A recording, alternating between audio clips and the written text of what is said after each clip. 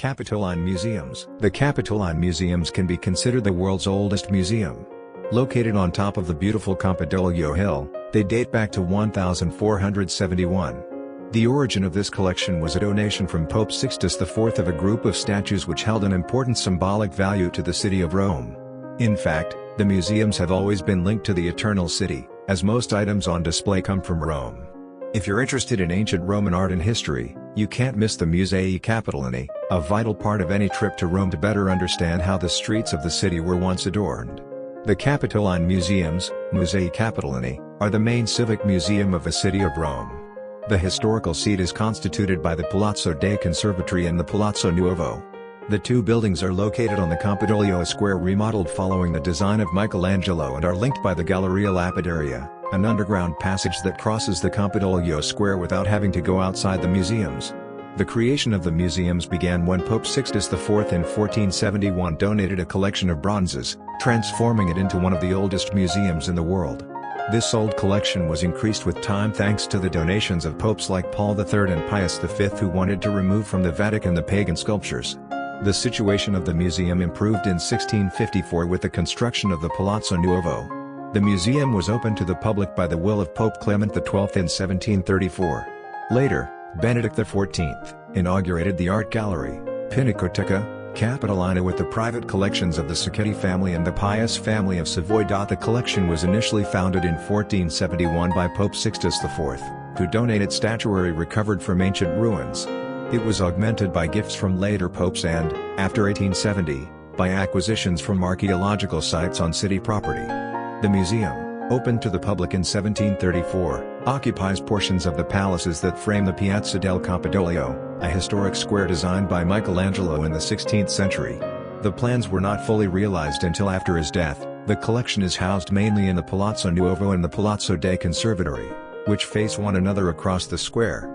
It features such well-known Roman works as the bronze she-wolf suckling Romulus and Remus, the legendary founders of Rome, the Capitoline Venus, and the Dying Gaul. The Capitoline Museums are located in a privileged location flanking Piazza del Campodaggio. Designed by Michelangelo in 1538, it is probably one of the most impressive squares that you can find in Rome. The beautiful piazza is flanked by the Palazzo Nuovo and Palazzo dei Conservatori, both of them holding the collection of the Capitoline Museums.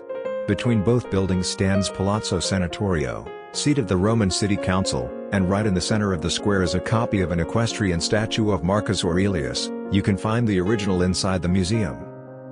These two buildings are located in the center of Rome and make up the Capitoline Museums, which currently offer an impressive collection of Romanesque paintings and sculptures.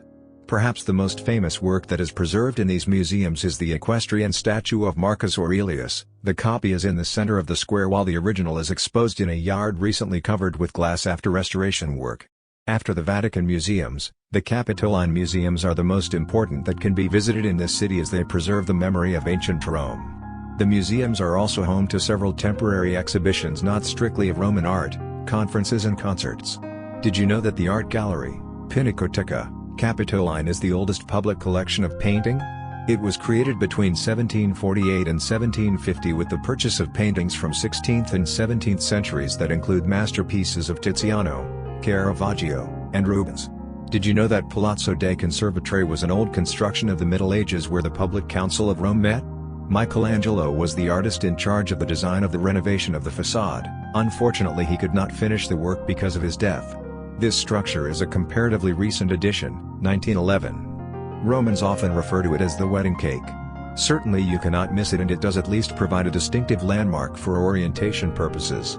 The Piazza Venezia that stands at the foot of the Capitol is today the center of Rome's main giratory system, where the main roads that large buses can use fan out in all directions from this center of Rome. The Capitoline Museums lay claim to being the world's oldest national museums, founded in 1471. The Capitoline Museums are made of two buildings facing each other on the impressive Piazza del Campodaggio.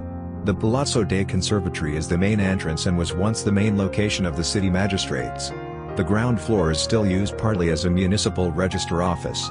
Most of the building house sculptures, though there are art galleries on the second floor. The most famous single exhibit is the she-wolf, a major symbol of Rome. The collections are closely linked to the city of Rome, and most of the exhibits come from the city itself.